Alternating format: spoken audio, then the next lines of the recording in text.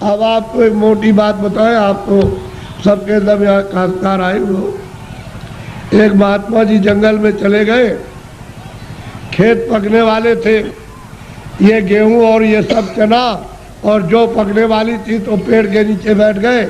किसी गांव के लोगों ने देखा कि ये कौन बैठा, तो गांव में खबर दी, गांव के लोग चल कर के आए कि भाई आप कौन है?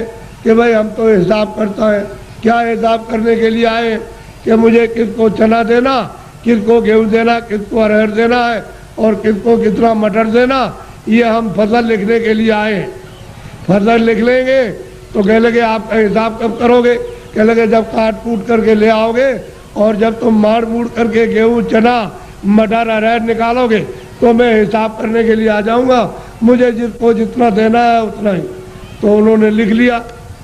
तो लोग पूछ रहे कि हमको कितना देना है, 40 मन, 80 मन, 100 मन, 60 मन, सबने लिख लिया, अपना लिख करके लेके चले गए। और जब खेत पका, पकने के बाद तो खलिहान में ले गए, तो एक आदमी ने सोचा ये सब झूठी बात है, ये कोई लिखा पढ़ी नहीं करने आता है। उसने क्या काम किया, रात को हसिया लिया, उसके खेत में से 4 गट्ठा गेहूं उसके खेत में से काट करके अपने खलिहान में जमा कर लिया। उसका तो इतना खेती में होता नहीं था, और तमाम गेहूं जमा हो गया दूसरे की चोरी करके। तो जब वो आ गए बेचारे, खेत काट काट करके खलिहान में ले आए और भूसे को अलग किया, अनाज को अलग, तो महात्मा जी आ गए और बैठ गए। लोग दौड़ पड़े कि महाराज हमको कितना देना, तो लिखा था 40 मन और 80 मन और 60 मन और 100 मन और इतना देना।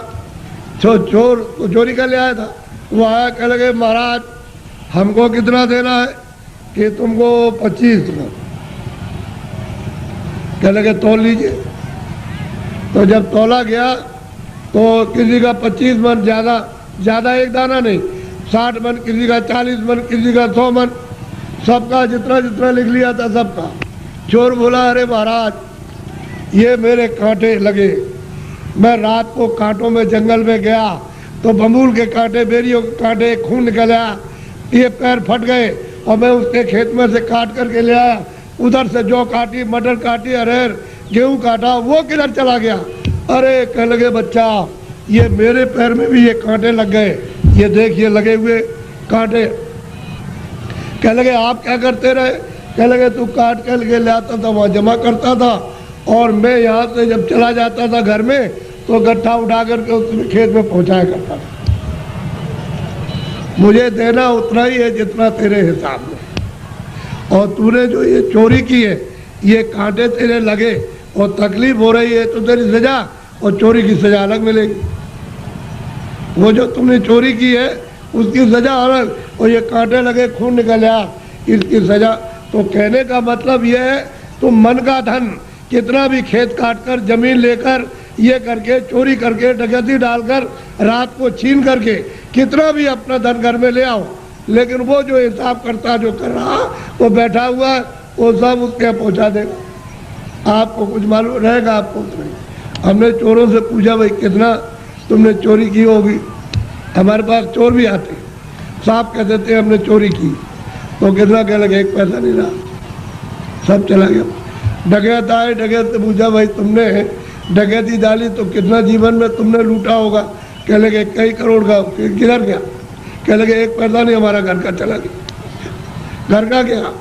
तो कहने का मतलब कि हिसाब करता बिल्कुल सच्चा है, जो पाप का भी हिसाब करता है, पुण्य का भी करता है, ये सब, और उसका ब्याज वो सब आपको देना, वो दूसरे को किसी को नहीं देना। इसलिए ये मनुष्य शरीर अनमोल है, ये बार बार नहीं मिलता। आपकी बार परमात्मा को प्राप्त करने के लिए इस जीवात्मा को इस जड़ से, इस शरीर से निकालने के लिए आपको ये दिया गया, और उसने कह दिया है कि मैंने तुमको साफ सुथरा मकान दिया है, जैसा हमने दिया वैसे हमको दे देना। फिर जब वो खड़ा हो जाएगा और तुमने गंदगी भरी तो फिर तुमको मार मार करके इतना मारेगा कि तुम्हारी नस नस को तोड़ देगा, और इतनी पीड़ा होगी कि जन्मत मरण दूसरे तो कोई, जमने मरने में अत्यंत पीड़ा होती है। और उसको निकाल के बाहर करेगा और कहेगा चलो हिसाब कराएं। हिसाब करेगा तो तुम्हारा बताएगा देखो इतनी चोरी की, इतने जानवर मारे तुमने, इतना धोखा दिया, इतने बेईमानी की, तुमने कोई भी पुण्य नहीं किया अपने जीवन में, और चलो इनको ले जाओ उस नरक में डालो, वहाँ जाकर के उस योनि में बंद करो। तो बताओ आप क्या करोगे? बोलो आप करोगे क्या? उससे बच जाओगे? इसलिए जिन जिन देवताओं की आप पूजा करते हो उनसे ये प्रार्थना करो कि हमको ये सद्बुद्धि दो कि हम, मतलब ये है कि कोई धोखा, किसी को बेईमानी ना करे, धोखा न दे और अच्छे काम करे। सद्बुद्धि रहेगी तो अच्छा काम करो, आप मेहनत का काम करो, बच्चों की सेवा, आएगा एक सत्कार, और फिर उसके बाद भजन करो कि भजन करने की हमको सद्बुद्धि दीजिए कि कोई महात्मा मिल जाए, या आप ही मुझको रास्ता बता दीजिए तो मैं भजन करने लगूँ। तो महात्मा कोई ना कोई मिल जाएंगे, वो रास्ता बता देंगे मनुष्य मंदिर में। तुम फिर भजन सच्चा करना अपनी जीवात्मा से परमात्मा का, तब देखो दिमाग ज्ञान चक्षु खो जाएगा। और यही से बैठ करके रोज स्वर्ग जाओ, रोज रोज वैकुंठ जाओ, और वहाँ ब्रह्मा से मिलो और विष्णु से मिलो और शिव से मिलो। लेकिन आप बाहर से इन चर आँखों से आपको क्या पता है, इधर से गए उधर धोखा देने लगे, उधर किसी का खेत लूटने लगे, किसी को मारपीट करने लगे, तो फिर देवता की पूजा क्या हुई? ये मनुष्य शरीर फिर नहीं मिलेगा आपको, अमोला दे दिया गया। इसलिए इसको बचाओ। अभी तक जो कुछ भी किया है गुनाह, अब उनको तो छोड़ दो, अच्छे काम करो, अच्छे काम करो, जीवात्मा को जन्म मरण से बचाओ, 84 से नरकों से, नहीं तो ये जाने वाली है। और मनुष्य शरीर ये खाली होने वाला, ये तो किराए का मकान है। ए बच्चे बच्चियों, ये किराए का मकान है, वो ये नहीं देखा गया 2 बरस का है, 4 बरस का है, 10 का है, वो 20 साल का है, 50 का, 100 की पूंजी आपको दी जाती है। जिसकी पूंजी खत्म हुई और फिर खड़ा हो जाएगा, निकलो उसी वक्त निकाल के। तुमको खेत में रहोगे, खेत में, बाहर रिश्तेदारी में आ रहे रास्ते में, वहीं पर उसी जगह पर सो रहे हो, उसी जगह खा रहे हो, पूंजी खत्म हो गई, उस जगह निकाल बाहर करें। बताओ फिर आप क्या ले आए थे? अच्छा क्या ले जाओगे बताओ? ये किराए का मकान हमारा भी है, हमको भी है खाली कर दो, क्या हम ले जाएंगे? हमारा ये भी नहीं जाएगा, इसके साथ कुछ और जाएगा, एक सुई की नोक नहीं जाएगी। जब ये नहीं जाएगा, वो सामान तो वो पड़ा, ये पड़ा, इसको उठा करके उधर जंगल में फूंक देंगे, उधर ले जा करके, और न ये सामान मिलेगा और न ये उससे मिलेगा, न ये उसको देख सकता है, न सामान इसको देख सकता है। ये भी जड़ है और सामान भी जड़ है। तो फिर चेतन में आप बेचारे, चेतन को आपने क्या किया? गड्ढे में डाल दिया। इस चेतन की पूजा तब होगी जब चेतन को जगा लो, जीवात्मा को जगाओ, और दरवाजे पर दोनों आंखों के मध्य में जाग जाए, उसकी गंदगी दूर हो जाए, तब परमात्मा की पूजा करो, तब मिले। सुलभ है, सीधा है, आसान, सब कर सकते हैं, स्त्री बच्चे पुरुष, खेत में खलिहान में, घर में, सुबह और शाम। तुम 1 घंटा समय नहीं निकाल सकते हो 24 घंटे में परमात्मा को प्राप्त करने के लिए, और बस इसी में समय सो करके और खा पी करके बिता रहे। ये धिक्कार है ऐसे जीवन को। तो देवी देवताओं से जिनको आप मानते चले आओ, उससे प्रार्थना करो कि हमको सद्बुद्धि दीजिए कि हम भौतिक चीज़ें समझ सकें, और फिर अपनी जीवात्मा को जगाने के लिए कोई ऐसा रास्ता हमको दिखा दीजिए, सुझाव हमको दे दीजिए, तो हम वहाँ पहुँच जाए, वहाँ रास्ता पा करके रास्ते से निकल जाए। तब ये जीवात्मा की गति यानी होगी छुटकारा, तब इसको छुटकारा होगा, तब मुक्ति और मोक्ष मिलेगी।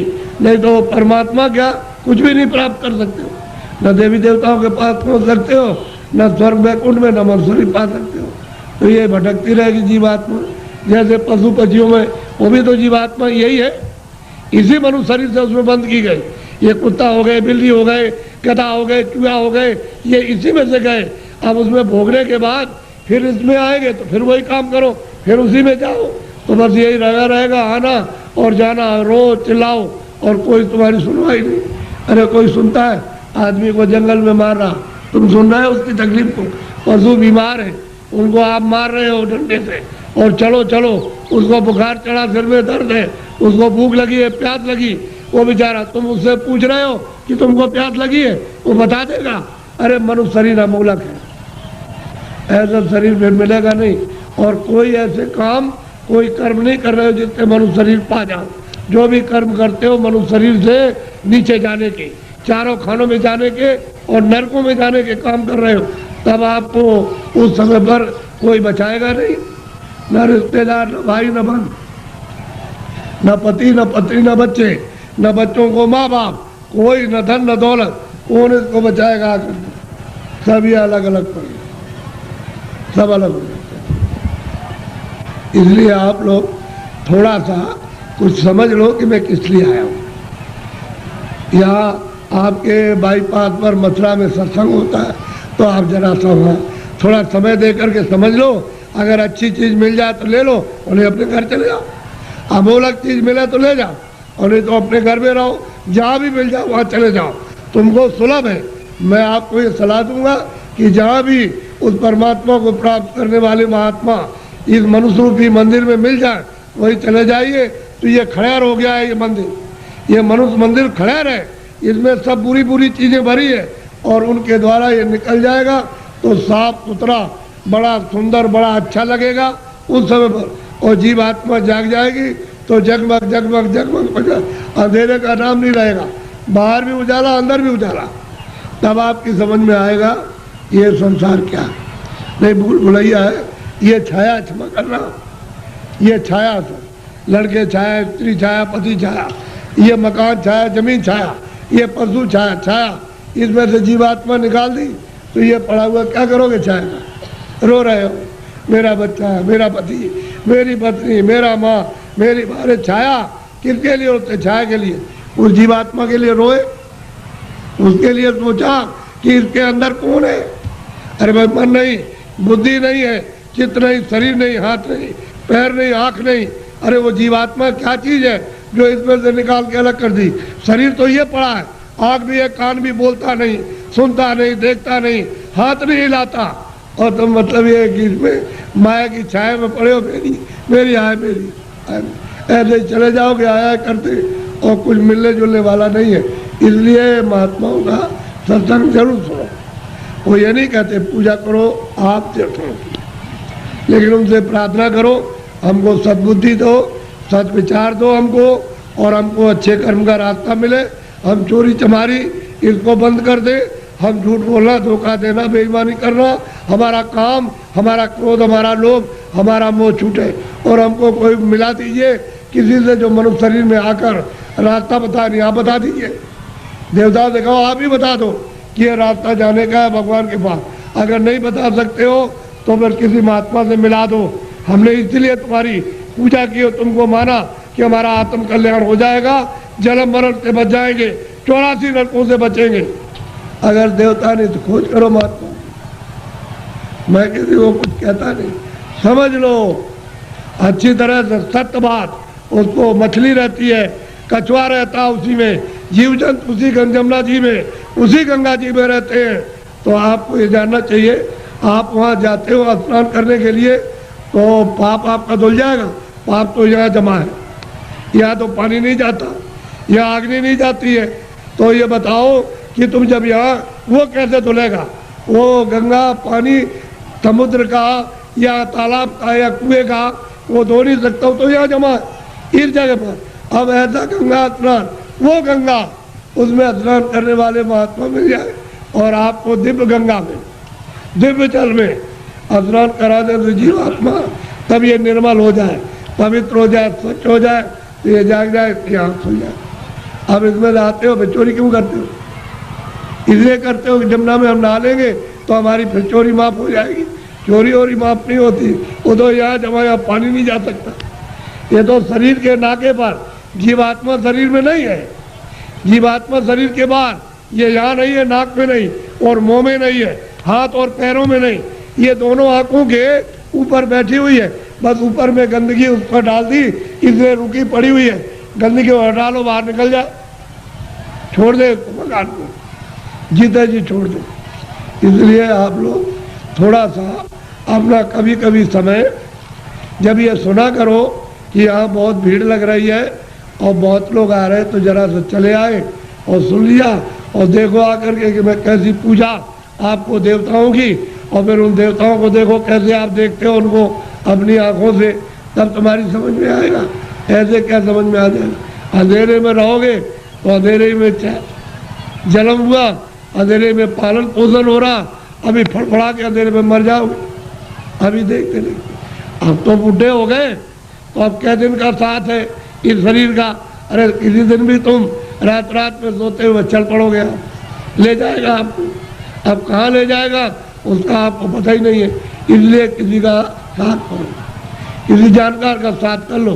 बहुत साथ कर लोगे तो रास्ता बता देगा कि चलो इस रास्ते से चलो, वो बस चल दो रास्ते से, तो आपको मंजिल पर पहुंचना अपने घर में ही। तो घर आपका नहीं, ये तो परदेश है। अगर आपका देश होता तो बच्चे रहते, हमारा शरीर रहता, हमारा मकान रहता, हमारी जमीन, कोई पुराना नहीं होता, सब नए रहते। लेकिन आपका मकान है ही नहीं, उसने दे दिया किराए पर, थोड़े दिन के लिए, बस समय पूरा हुआ निकाल करके बाहर कर दिया, बस खत्म हो गया। यह आपका कोई सामान परदेश है, तभी तो दूसरे के देश में निकाले जाओगे। अपने देश में पहुंच चलो, वहाँ आराम से रहना, कोई जलमता मरता नहीं है, न वहाँ कोई हिंदू न कोई मुसलमान, न दफ्तर है न खेती है न दुकान, न कोई बीमारी न हाल न बच्चे, वहाँ आनंद ही आनंद है।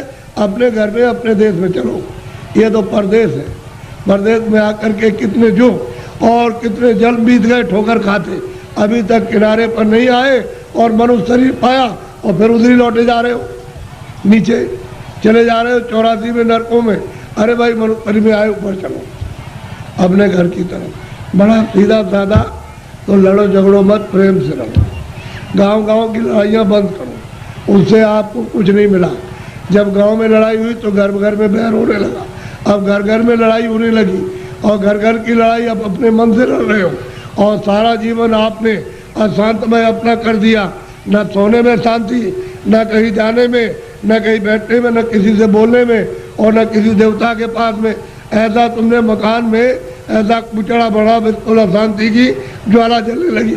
तो लड़ाई झगड़ा बंद करो, मारपीट बंद कर दो, आपस में घर में प्रेम से रहो। सब लोग भाई बहन बच्चे बच्चे सब प्रेम से, अगल बगल में प्रेम से रहो। फिर गांव में सबसे प्रेम हो जाए, एक दूसरे के काम आओ, एक दूसरे की सेवा करो, और एक दूसरे का मान मर्यादा ये सब कुछ रखो। तभी अगर मनुष्य का तुम क्षणिक सुख लेना चाहते हो, शांति और आनंद का, तो आपको मिलेगा। लेकिन ये क्षणिक है।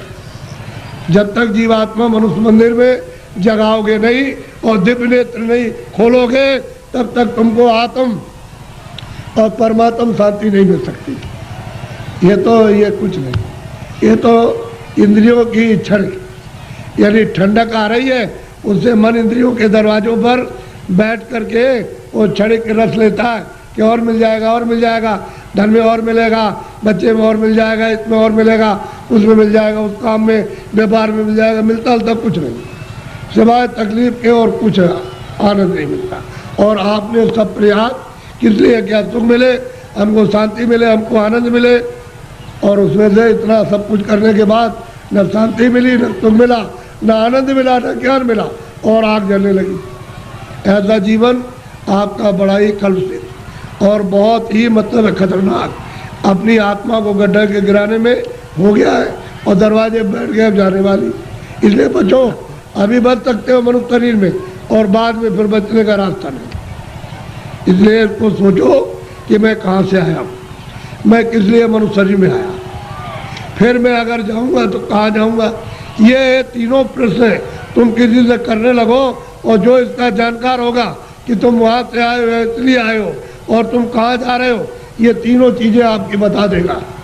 तब आपकी समस्या का, बुद्धि का असल में सच्चा विवेक तब आएगा, और तब समझोगे आप। और बताएगा देखो ये कुछ नहीं है, ये कुछ नहीं है, तुम कहाँ से आए, बताएगा वहाँ सब कुछ है, यहाँ से वहाँ चलो, वहाँ सब धन है, सब सुख है, सब आनंद है, सब शक्ति है, सब ज्ञान है, और सब सुंदरता है, अमृत वहाँ भरा हुआ, सागर भरा, सब बताएगा आपको। लेकिन जब नहीं मिलेगा कोई, तो जीवन चला जाएगा बेकार, व्यर्थ खो दिया आपने ये जवानी और सुमन शरीर।